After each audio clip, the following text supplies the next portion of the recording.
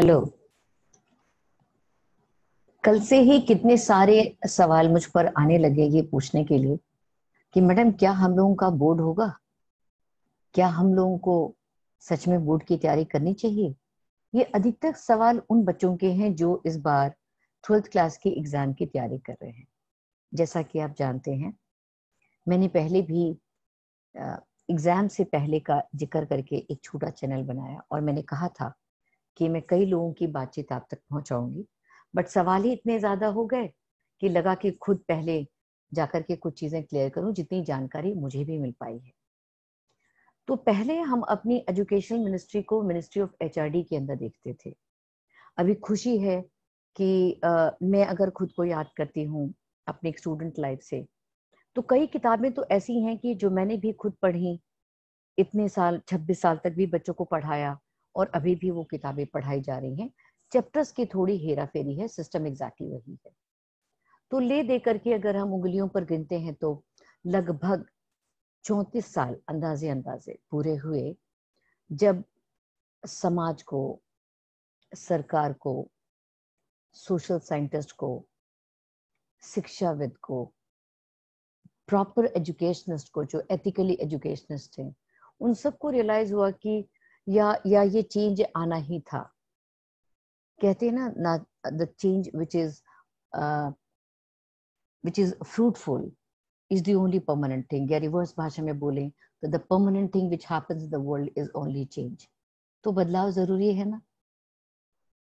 अब जो प्रोसेस बने, जो तरीका बना, वो सुनने में, देखने में, जानने में बहुत बेहतरीन लगता है, क्योंकि इतने सालों से पढ़ा रहे हैं और इतने सालों से पढ़ सीख रहे हैं। रोज सीखते हैं, हर रोज सीखते हैं। और ऐसा एक एस्टिमेशन आता है कि हम 7 बिलियन पॉपुलेशन में से अप्रोक्सीमेटली 1.3 या 1.4 बिलियन के आसपास है। और फिर ये भी याद दिलाया जाता है कि हम वो कंट्री हैं जहां पर 13 साल की उम्र से लेकर के 27 साल का एक एज गैप लिया जाता है, तो यंग इंडिया। और ऑन एन एवरेज ऐसे लें तो आप मान के चले 13 से लेकर के 35 ईयर्स तक। इसका मतलब है कि अगर हम फर्टिलिटी रेट की बात करें तो इंडिया यंग भी है, फर्टिलिटी फेज में भी है, और डेफिनेटली यहाँ यंगस्टर्स की पॉपुलेशन ज्यादा है। तो यानी एक बड़ा हिस्सा यंग लोगों की पॉपुलेशन काउंटिंग में होता है। और अक्सर 18 साल से पहले वाली जो पॉपुलेशन है वो वोट कास्ट करके अपनी गिनती तो नहीं बता पाती, लेकिन हाँ, पूरा स्कूल, जो छोटी क्लास से लेके 12वीं तक का सिस्टम है, वो उन्हीं का साम्राज्य होता है। तो हमारी अब रिफॉर्म्ड वर्ल्ड एजुकेशन मिनिस्ट्री बोली जाएगी, ये जानकर मुझे बेहद खुशी हो रही है कि बड़ी प्राइडली एक डिवीजन ऑफ लेबर हो गया, काम का बंटवारा। अब बायोलॉजी की स्टूडेंट हूँ, कुछ फंडामेंटल चीजों को जानती हूँ, और अगर मैं कोरिलेट करती हूँ तो मैं उसका सही प्रैक्टिकल एप्लीकेशन को आइडिया लगा पा रही हूँ। ईश्वर करे अगर ऐसी चीजें इम्प्लीमेंट होती हैं तो इसमें कोई शक नहीं कि हम एक बहुत ही सही, शिक्षित और बहुत ही एथिकली स्ट्रॉन्ग सोसाइटी की फॉर्मेशन करेंगे। मैंने पिछले वीडियो में आपको कहा था कि कुछ मिसिंग लिंक लगता है, तो जो मिसिंग लिंक है ना, वो जुड़ने का एक आस मिलता है, तो अंदर से कितनी खुशी और कितना उत्साह होता है, ये ऐसे शब्दों से बयान नहीं हो सकता। ये एक महसूस करने का हिस्सा होता है। जैसे ऐसे लगता है आंखें मूंदिए और 10 साल बाद आप जो चाहते थे या जिस तरह से आप चाहते थे वो चीजें आपके सामने हो गई। तो एजुकेशन सिस्टम को ऐसे बोला गया, 5+3+3+4, 5 साल, फिर 3 साल, फिर 3 साल, फिर 4 साल, फिर 4 साल। मुझे अभी भी याद है कि किसी मौके पर शायद वो 97 या 98 का समय था। हम किसी ट्रेन के सफर में अपने घर के बुजुर्गों के साथ मैं जा रही थी, और अपनी पूरी फैमिली से मैं अकेली थी। और उस टाइम मैं भी एक यंग गर्ल की तरह थी, और मेरे साथ दो मेरी ही उम्र के आसपास के कपल ट्रेन में एंटर कर गए, और बातचीत करते करते पता चला कि वो इजराइल के थे। जब बातचीत का सिलसिला आगे बढ़ा तो मैंने बहुत प्यार से पूछ लिया कि व्हाट यू डू, आप क्या करते हैं। वो एक्चुअली थोड़ी इजरायली एसेंट में बात करते हैं, और मुझे तब तक उतना एहसास नहीं था जो हम दिल्ली से लेकर के जब बनारस तक की यात्रा में गए तो कई चीजें हमने सीखी। तो मुझे जो चीज नहीं भूल पाई इतने सालों में वो ये थी कि उस महिला ने बताया कि comparing the university professors, her government, Israel government, is paying her huge amount, and she is teaching to the nursery students. So I was so delighted. उनके साथ जो जेंटलमैन थे, प्रॉब्ली उनके हस्बैंड नहीं थे, बट वो लोग एक ग्रुप ऑफ फ्रेंडशिप में इंडिया टूरिज्म के लिए निकले हुए थे। 2-3 साल वो लोग लग के काम करते हैं और फिर कुछ सेव करते हैं, और जो कंट्री पॉपुलर अच्छी है या उनके हिसाब से टूरिस्ट के लिए, टूरिज्म के लिए जो कंट्री बेटर है, वहां वो घूमने आते हैं। तो उनके हस्बैंड ने भी मतलब हस्बैंड क्या, उनके पार्टनर ने भी मुस्कुरा करके ये कहा कि I am also into the same profession, I am senior to the classes which she teaching, but they pay me low and she gets high. तो ये जानकर, और इसके बाद कितनी बार इस तरह की जानकारी जानने के बाद ये समझ में आया कि वास्तव में देश और नागरिक और रहने वाले यहाँ के जो लोग हैं, उनकी सही कदर किस समय पर की जानी चाहिए, ये बहुत ज़रूरी समझ है। और मुझे लगता है कि इस एजुकेशन सिस्टम में जो अब नया 2020 का एजुकेशन सिस्टम है, ये वो सारे अरमान, वो सारे ख्याल हकीकत में उतारेगा। हाँ, प्रैक्टिकल अप्रोच लाने में कुछ डिफिकल्टीज होंगी, कुछ परेशानियां होंगी, but would like to overcome उसको। वो आहिस्ता आहिस्ता, वो कहते हैं ना, एक आध एरर करा और फिर सीख गए, तो 1 या 2 सेशन चला भी लेंगे तो बड़ी आसानी से इन चीजों को इम्प्लीमेंट किया जाएगा। और मुझे सबसे अच्छी बात जो यहाँ लगी है वो पहले 5 साल की है। एक बच्चे का जब जन्म होता है तो घर में 1 से 2 साल टॉडलर हम बोलते हैं, वो बच्चा चलना सीख रहा है। अगर मैं मेंटल ब्रेन की बात करूं तो घर में वो माँ को चलते हुए, पिताजी को चलते हुए, बात करते हुए, वो कई कई चीजें जो जिसको हम संस्कार कहते हैं, जो घर फैमिली में मिलता है, वो इनडायरेक्टली पिक कर रहा है। उसको लग रहा है this is the only world और ऐसा ही होता है। तो वो पहले 2 साल तो उसके घर में भी थे। अब उसके बाद हम 5 ईयर एजुकेशन की बात कर रहे हैं, जहां पर ये हाईलाइटेड है कि 5 साल वो बच्चे का प्राइमरी, जिसको कि हम 3 से 8 साल की उम्र के बच्चे जोड़ेंगे, फ्रॉम 3 इयर्स टू 8 इयर्स के बच्चों को जोड़ेंगे, ये फाउंडेशन स्टेज है। तो अगर बच्चे का मेंटल ग्रोथ की बात करते हैं हम लोग, अगर बहुत ध्यान से समझें, जो बहुत जरूरी है। कई बार ये होता है ना कि हम एक दूसरे से कंपटीशन कर रहे हैं तो हमें लगता है कि अरे उसका आईक्यू अच्छा है, मेरा आईक्यू अच्छा है, मेरा आईक्यू ऐसा होता और आईक्यू बढ़ता है क्या। तो आईक्यू एक कई जीन्स का कंट्रोल ट्रेट है। 50% फैमिली से और 50% एनवायरमेंट से आता है। तो 50% तो चलिए फैमिली का रहा, वो इरिस्पेक्टिव कैसे भी कपल के साथ हो सकता है, कैसे भी पेरेंट्स हमारे हो सकते हैं, लेकिन 50% जो एनवायरमेंट एनहांस करती है वो ये सिस्टम दे पाएगा, ये भरोसा है। और ये हकीकत में है कि ये सिस्टम ये दे पाएगा। क्यों? हमने वर्ड ही यूज किया है, फाउंडेशन स्टेज। हम 2 साल से लेकर के 6 साल तक कि जब बच्चे की स्टेज में है, तो सबसे ज्यादा हमारी ब्रेन डेवलपमेंट हो रही है। तो उस टाइम पे आप रीजनल लैंग्वेज सिखाइए, लैंग्वेज सिखाइए, और कई चीजें उसको फंडामेंटल, मतलब सही में फाउंडेशन दीजिए। दुनिया का कोई ऐसा काम ना हो जिसका थोड़ा स्किल्ड एक्सपीरियंस या लाइव एक्सपीरियंस उस बच्चे को ना दीजिए। ये ऐसा आपके सिस्टम में है, मतलब आप उसको जरूर ये सब कुछ सिखा रहे हैं, तो इसका मतलब है आपके अंदर, आप उनके अंदर कूट कूट के वो चीजें भर रहे हैं जो आने वाली जिंदगी में वो समाज से, परिवार से, दोस्तों से कुछ सही कुछ गलत रूप में सीखता होगा, अगर ये स्कॉलेस्टिक सिस्टम का हिस्सा है तो, जैसा हम मान रहे। तो जब तक बच्चा यहाँ 6 साल का है, हमने बोला 3 से 8 साल, 2 साल और ग्रेस पीरियड हो जाते हैं, तो उसमें उसकी थोड़ी मेंटल मैचुरेशन है। जितने नर्व्स ने जो रिटेन करने थे, जो चीजें लर्न करनी थी, चाहे पूजा प्रार्थना, चाहे नेशनल एंथम, चाहे और भी फंडामेंटल चीजें, चाहे मॉरल वैल्यू, चाहे सच और झूठ का फासला, ये सारी फंडामेंटल चीजें उस बच्चे ने अपने फाउंडेशन स्टेज में सीख ली। तो ये जो हमारा फर्स्ट जो 5 इयर्स का जो ड्यूरेशन है, आई बिलीव इस पर अगर बहुत रिसर्च किया जाए, इस पर बहुत काम किया जाए, तो मुझे लगता है कि आने वाला वक्त सच में इस जहां को और सुधार पाने में इंडिया, हमारा भारत सबसे आगे होगा, अगर इस पर बहुत रिसर्च किया जाए, और रिसर्च करना भी चाहिए। खुशी की बात यह है कि बस्तों का बोझ नहीं होगा। किताब और किताब में लिखी चीजें, चिड़िया, कबूतर, अंग्रेजी हिंदी बोलना, A for apple, B for boy, absolutely fine, आप सीखिए, ये सीखिए, बट साथ साथ में कल्चर, मॉरल, एथिक्स, जो जो धीरे धीरे थोड़ी कम होती जा रही है, जिसकी वजह से हमारे अंदर की ह्यूमैनिटी नेचर कम हो रही है, इसका कल्टीवेशन अगर राइट टाइम पे बच्चों के बीच में दिया जाए, तो वो बच्चा खेती की वैल्यू को भी समझेगा। अभी हमारे यहाँ क्या होता है, आप किसी गांव में चल पड़िए, सूट बूट पहना है तो पढ़ा लिखा है, और अगर वो 100 एकड़ जमीन में खेती करता है तो उसको गवार माना जाता है। ये ब्रिटिशर आउटलुक का नजर धुलना जरूरी है, देर से ही सही, 34 साल के बाद ही सही, पर ये स्टेप बहुत जरूरी है।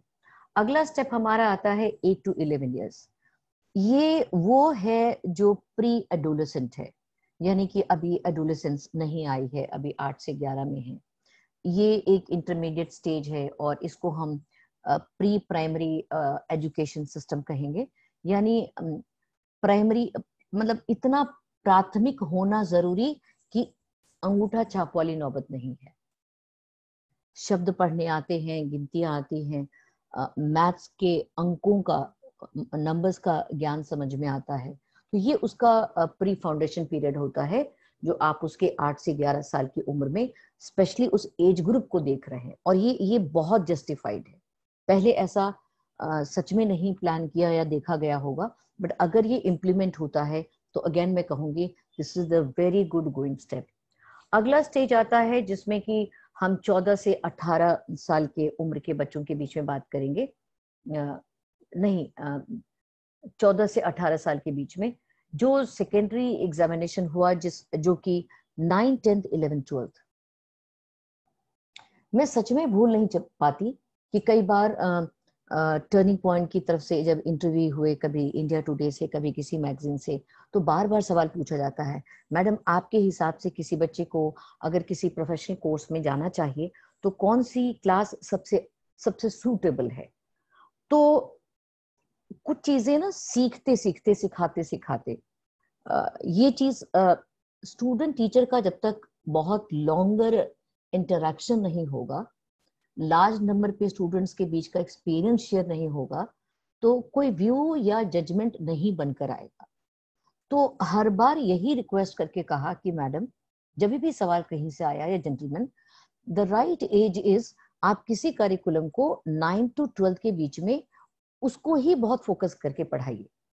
अब मान लीजिए मुझे साइंस स्ट्रीम पढ़नी, तो मैंने 9th में भी साइंस पढ़ा, मैंने 10th में भी साइंस पढ़ा, उसी 9th को आपने बहुत इलोबरेट कर दिया जब आप 11th में आ गए, थोड़ा मिला जुला 10th 9th का आपने और इलोबरेट कर दिया जब हम 12th में आ गए।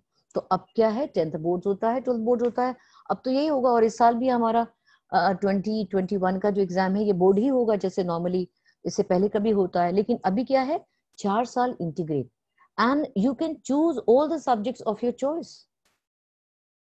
Your ethical learning is there, your extra subject which you want is also required. जैसे कि मैं पर्सनल अपने ओपिनियन देती हूँ, स्टार्टअप का ना एक बड़ा फैशन और ट्रेंड सा रहता है यंग बच्चों में, स्पेशली जो इंजीनियरिंग, मेडिसिन या और कॉमर्स फील्ड में, ये ह्यूमैनिटीज फील्ड में आते हैं। They are coming with very great ideas, और वो ग्रेट आइडियाज इम्प्लीमेंट नहीं कर पाते, और फिर छोटी छोटी पैसों की नीड में, स्ट्रगल में वो चीज गायब हो जाती है। तो अभी क्या है, you can choose a subject of your own.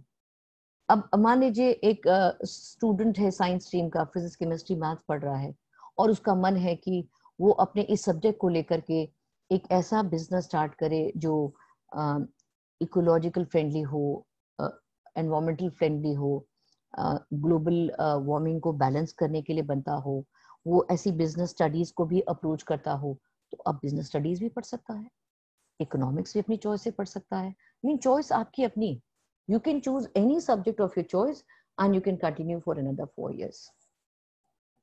इसमें थोड़ी अनोखी चीज ये लगी मुझे कि जो 11 से 14 साल के बच्चे हैं, जो 11 to 14 ईयर्स के बच्चे हैं, उनको कोडिंग भाषा भी सिखाई जाएगी। जो कई देशों में, जापान में, चाइना में और कई कंट्रीज में बहुत देर बाद इंडिया को समझ आती है कि वहां के बच्चे ये भाषा जानते हैं। इसका मतलब ये है कि कोडिंग लैंग्वेज सिखाने के लिए इंस्ट्रूमेंट भी चाहिए, बिजली भी चाहिए, वैसे ट्रेन्ड टीचर्स भी चाहिए और अप्रोप्रिएट करिकुलम भी चाहिए। तो इसमें कोई दो राय नहीं कि कई मीटिंग, कई एक्सपेरिमेंटेशन, कई ट्रायल एरर, कई पायलट प्रोजेक्ट्स के बाद ये चीज इम्प्लीमेंट होगी और डेफिनेटली किसी सही ग्राउंड पे जाएगी। लेकिन कहाँ तक और किस लिमिट तक कैपिंग भी जरूरी है और लिबरलिज्म भी बहुत जरूरी है। कैपिंग भी जरूरी है, मिसयूज नहीं होना चाहिए, सभी को नोबेल प्राइज के जिक्र का ख्याल आता है, और लिबरल भी हो, अपॉर्चुनिस्टिक भी हो। बेस्ट पार्ट ये है कि जब हम एमबीए जैसे कोर्सेज में एडमिशन लेते हैं और वहां पढ़ते हैं तो वहाँ क्रेडिट्स होते हैं, आपको अपने असाइनमेंट देने हैं, अपना प्रोजेक्ट देना है। मान लीजिए कोई मार्केटिंग में ही आईएमए सीख रहे हैं तो एक साबुन भी छोटा सा चाहे 1 रुपए का हो, टिंग टोंग करके बेचने की कला आती हो, तो ऐसे उन्होंने 100 घर किए हों और 100 घरों का फीडबैक आता है तो एक क्रेडिट मिलता है। इसका मतलब है वो इतने डेयरिंग है कि अपने प्रोडक्ट को लोगों तक ले जा पाते हैं। एक झिझक टूटता है, एक्सट्रोवर्ट होते हैं, पब्लिक में डील करना आता है, पैसा लेन देन बड़ी आसानी से कर सकते हैं। ये चीजें भी अगर स्कूल लाइफ से सिखाई जाए तो बहुत बेस्ट है। और सिर्फ सिखाई नहीं जाए, एक मैं छोटी सी बात कहूंगी आपको, उम्मीद है आप मेरी बात को बहुत अच्छा समझते हैं। किसी भी चीज को आपको प्रमोट करना है, सेल करना है, या यूं कहिए कि एक न्यूज जैसी आग लगाने वाली बात करनी है, तो वो बात आप बच्चे से कह दीजिए। और बच्चा आमतौर पे 18 साल से नीचे उम्र का होना चाहिए। वो बच्चा डेफिनेटली एक मीडियम बनता है जो अपने सहारे पूरे अपनी फैमिली मेंबर्स तक आपकी बात पहुंचाता है। और जब फैमिली मेंबर्स में पेरेंट्स भी पार्टिसिपेट करते हैं तो वो इस वैल्यू को और रियलाइज करते हैं, अप्रिशिएट करते हैं, नर्चर करते हैं और सब आगे बढ़ जाते हैं। तो अनएम्प्लॉयमेंट जैसी इश्यूज को ओवरकम करने का ये बहुत अच्छा फॉर्मूला है। एक गाइडेड सिटीजन को डेवलप करने का बहुत अच्छा तरीका है। एक जो हायरार्की सिस्टम बिजनेस की आ रही है कि समथिंग नेपोटिज्म टाइप की जो चीज, उसको रोकने का ये बहुत अच्छा तरीका है। बेस्ट पार्ट ये है कि आपके सारे एक्स्ट्रा करिकुलर एक्टिविटीज जो आपने बचपन से लेकर के आगे तक किए, जिसको हम स्किल कहते हैं। देखिए सब कुछ अभी पढ़ाई की भाषा में डालेंगे तो शायद अच्छा नहीं लगेगा, लेकिन हमारे दिमाग का एक बड़ा हिस्सा है जिसको हम सेरेब्रम को बोलते हैं, और एक छोटा हिस्सा है जिसको हम सेरेबेलम बोलते हैं। तो सेरेबेलम और सेरेब्रम के कंट्रोल कोऑर्डिनेशन से हमारी डेवलपमेंट, हमारी स्किल डेवलपमेंट और बहुत कुछ होती है। तो ये जो प्राइमरी लेवल और फाउंडेशन लेवल है ना, ये 5 साल, 3 साल, 3 साल और 4 साल वाला, ये सिस्टम आपको एक्स्ट्रा को करिकुलर एक्टिविटीज में पार्टिसिपेट करने का अवसर देता है, आपके कुछ ना कुछ छुपे स्किल को निकालेगा। कहते हैं जिस कॉस्मिक एनर्जी ने हमें बनाया ना, तो कुछ स्पेशल डाल के भेजा है, और वो निखरने का यही सिस्टम हो सकता है। ये नहीं कि हम अपनी स्कूल लाइफ जब कंप्लीट कर लेंगे तब जाके एक्सप्लोर करेंगे I was design to be so. और इसमें कोई शक नहीं कि खुद जिस इंस्टीट्यूट पे मैं कई साल से पढ़ाती रही हूँ और अभी भी पढ़ा रही हूँ, तो वहां मैं देखती हूँ कि मेजॉरिटी स्टूडेंट्स पहले आईआईटी क्रैक करते हैं, उसके बाद वो यूपीएससी का एग्जाम क्वालिफाई करते हैं और उसके बाद वो आईएफएस या आईएएस की तरफ ज्वाइन करते हैं। ऐसे ही जिन मेडिकल स्टूडेंट्स को मैंने पढ़ाया वो पहले एआईपीएमटी क्वालिफाई करते थे और करते रहे हैं, उसका नाम अब नीट हो गया, और मेडिकल एंट्रेंस देने के ठीक बाद 5.5 साल बाद अब वो तैयार है यूपीएससी एग्जाम देने के लिए, और उसे वो क्वालिफाई करते हैं और वो चीफ मेडिकल ऑफिसर्स होते हैं। बहुत कम संख्या होती है मेडिकल पढ़ने वाले बच्चों में, मैंने देखा कि उनका यूपीएससी के एग्जाम में सब्जेक्ट मेडिसिन है, लेकिन जितने हमारे इंजीनियर्स हैं या बाकी बच्चे हैं, वो फिर वो सब्जेक्ट चुनते हैं जहां उनको अंदर से इंटरेस्ट आता है, फिर उसको वो राइट फ्रॉम बिगिनिंग से लेकर के फिर क्लास 12 तक एनसीईआरटी बेस्ड में और फिर आगे तक लेकर के जाते हैं। तो ये जो सिस्टम है, मैं विश्वास दिलाती हूँ, अगर अभी तो बातचीत ही हो रही है, अभी ऐसा कुछ रिटन डॉक्यूमेंट किसी के पास नहीं है कि ऐसा हो गया, होने वाला है और ऐसा हो रहा है, और ना ही वो साल और कैलेंडर है। तो अगर ऐसी चीज प्लान की जा रही है तो मुझे पूरा भरोसा है कि इंडिया अपने हर सिटीजन की सही वैल्यू सही तरीके से प्रॉपरली कर पाएगा, जो अब तक हम डिप्राइव्ड स्टेट में थे। एक फॉर्मूला चाहिए था कि इस तरीके से किया जाए, तो अब ये सिस्टम बिल्कुल ठीक चलेगा। जहां तक एग्जाम्स का सवाल है, 3rd में, 5th में और 8th क्लास में एग्जाम होंगे। 10th और 12th क्लास के बोर्ड के एग्जामिनेशन एज यूजुअल होंगे। एग्जाम में ऑब्जेक्टिव सब्जेक्टिव दोनों रखा जाएगा।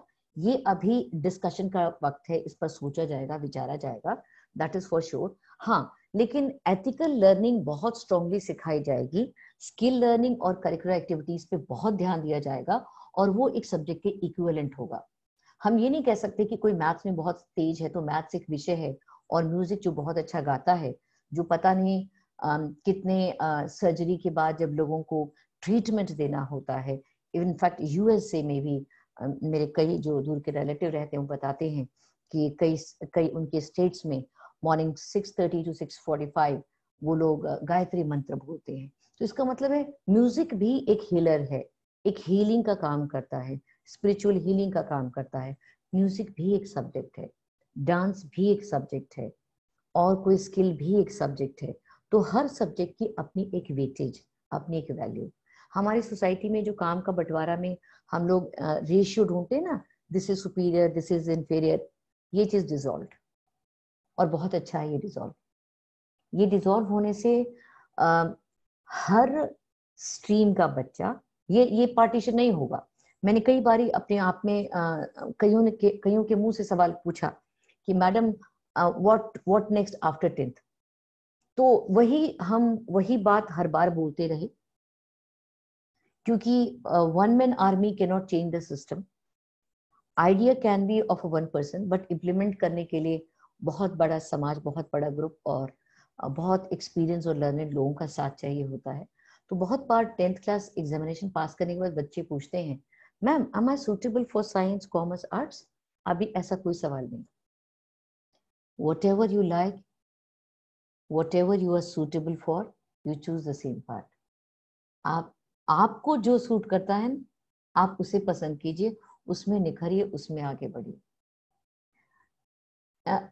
आई हर्ड मैंने सुना कि तिब्बत में how to be happy they conduct some classes. वहाँ खुश रहने का रिवाज होता है, वो विद्यालय में खुश हैप्पी क्लासेस होता है। और दिल्ली सरकार ने भी how life should be very happy इस तरह की क्लासेस ऑर्गेनाइज की। मतलब एक वक्त निकाला जा रहा है इस तनावपूर्ण और इस करिकुलम के बोझ के बीच में कि आप खुश कैसे रहें।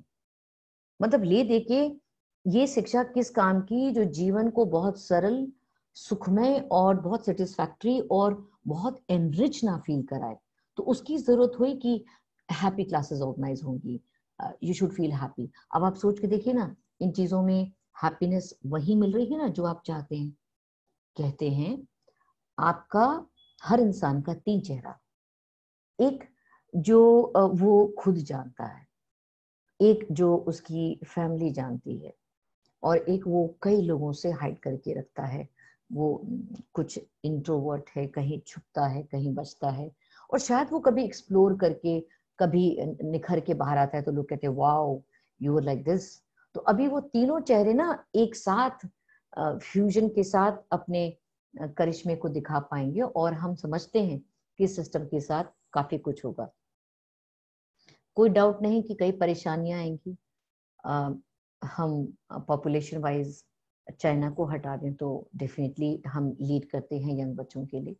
तो बहुत सारे लोगों का participation, electricity, technology, software, good management, replacement of power, even substitute of power, may be some solar sources, ज़्यादा सोलर पैनल का ज़्यादा इस्तेमाल हो।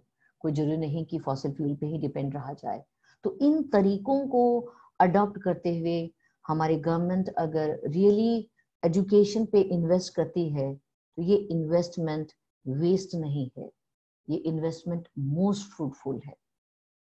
एक पौधे को बहुत अच्छा करना है ना, तो सही समय पर बीज बोए जब उसका टाइम हो, सही समय पर उसको मॉइस्चर दे जब उसका टाइम हो, सही समय पर उसको मैन्योरिंग करें जब उसका टाइम हो, और जब आपने राइट केयरिंग दे दी तो अब उसको जरूरत नहीं है, अब उतनी प्राइमरी फंडामेंटल केयरिंग के बाद वो खुद बड़ा हो जाता है और फिर पता नहीं कितने ऐसे सीड डेवलप करता है।